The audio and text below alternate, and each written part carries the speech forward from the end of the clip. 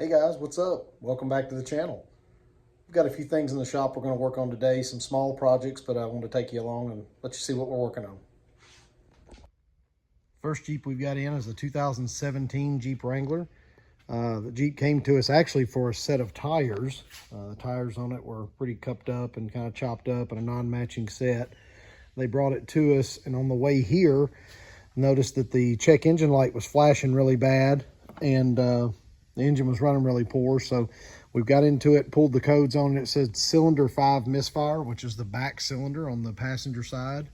And we pulled the plugs out. This is actually a plug we were comparing from a different engine. You can see, if I can get it to focus here, you can see the gap, or, you know, space in between the electrode and the strap. And then we'll compare one of the plugs that actually came out of this engine. All right, here's a plug out of this engine. You can see that the electrode is actually burned away, and the gap is probably close to double or even almost triple of what it should be. So we're going to put a new set of plugs in it.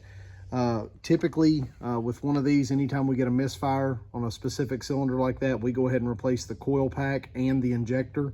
We're going to be into it anyway. It takes just a few minutes more to go ahead and swap those parts out. No additional labor on the coil pack because the regular coil pack has to come out anyway.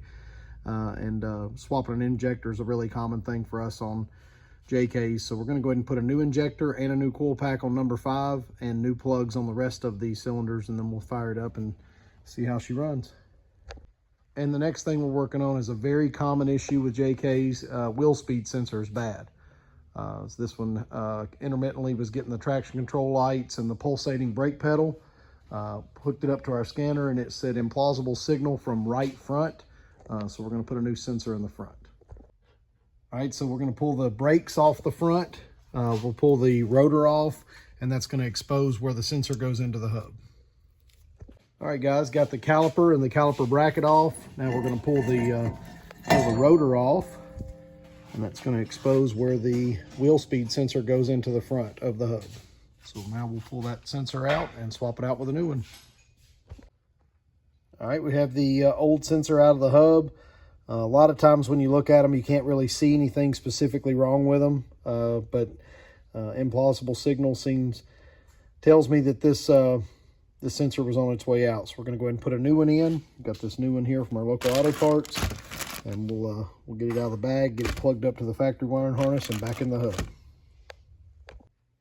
All right, guys, got the new sensor in. You will notice right here, I actually take a pair of cutters and open up that dust shield a little bit from the backside. That makes it a lot easier to feed that sensor through to put it in the hub without removing the actual hub from the knuckles. So got that sensor fed back in. I ran through the factory loom, plugged up into the frame. Now we'll put the brakes back on. All right, got the brakes reassembled with the rotor, caliper bracket and caliper. Of course, got the brake pads in there. Got the wire run back through the factory.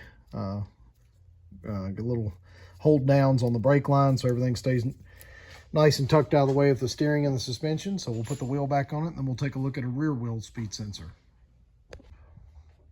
All right, we're going to take a look at a rear wheel speed sensor on a JK. Back of the wheel behind the caliper, and this is true 07 all the way up to the 25 model JLs. The sensor's right here in the back in the backing plate.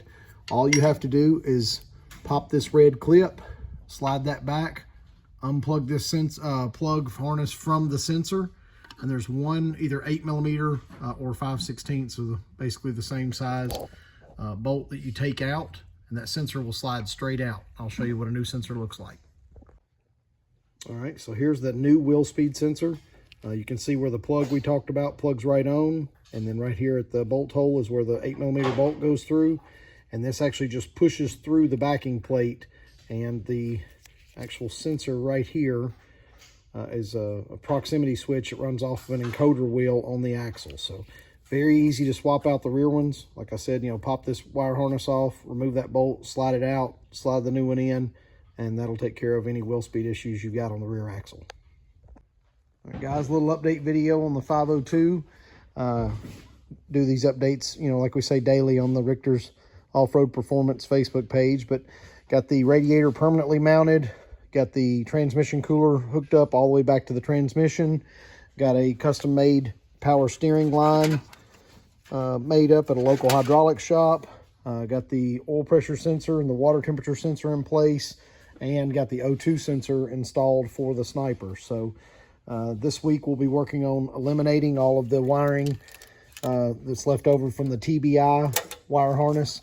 We're going to be using very little of the factory wiring harness other than to, tell the dash, oil pressure and water temperature and fuel and those few things. But it's definitely coming together, and I just wanted to give a small update, kind of ready to get this thing back on the road and free up another space in the shop. And a follow-up on the 3.6 liter engine swap we did, pulled in the shop last Saturday. Got that thing all buttoned up yesterday, and put some heat cycle test drives around the block. Engine starts great, runs great, whisper quiet. Went ahead and put a new starter on it while we had it out. When the engine locked up and threw a rod, it actually cracked the starter housing, as well as we put a new radiator in it because of the mileage and the age.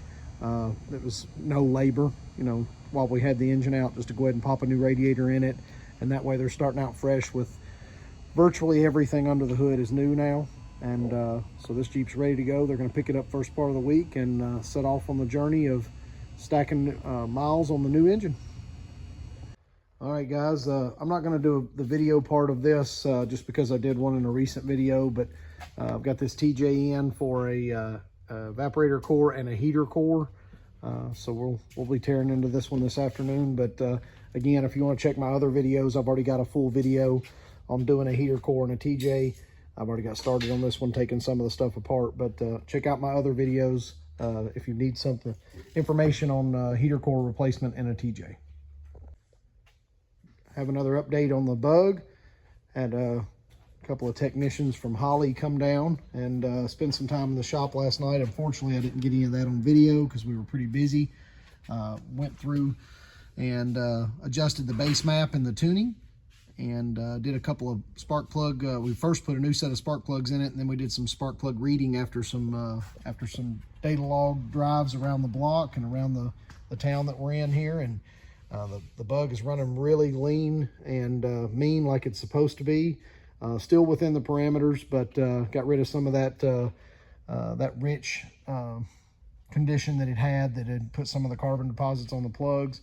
We'll reach in here now and see how good the car starts. Turn the key on, let the fuel pump prime up. Make sure it's in neutral.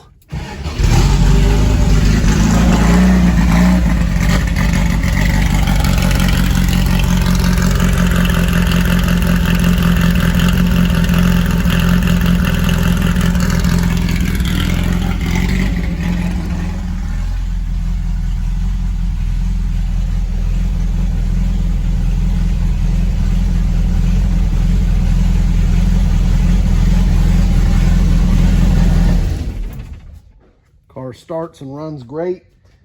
Plug readings prove that everything with the tuning is now correct, and looking forward to getting some decent weather so we can actually take it out and log some miles on it and really dial the system in. But I think we'll call the fuel injection side of this project absolutely complete and a success. Special shout out to Wesley and Ricky from Holley. Appreciate you guys coming down, spending some time dialing it in. All right, guys, got this thing back together with 6 new spark plugs, 1 coil pack, and an injector on cylinder 5, and it runs like a brand new Jeep. Glad to get this thing going for the customer and, help get it back on the road for him. We're going to order him a set of tires on Monday and give this thing a good clean bill of health. Guys, as always, we appreciate you tuning in. We try to do the little videos every week about what we're working on and upcoming, and as well as ongoing projects. We appreciate you tuning in. We appreciate you subscribing and sharing, and we'll see you next week.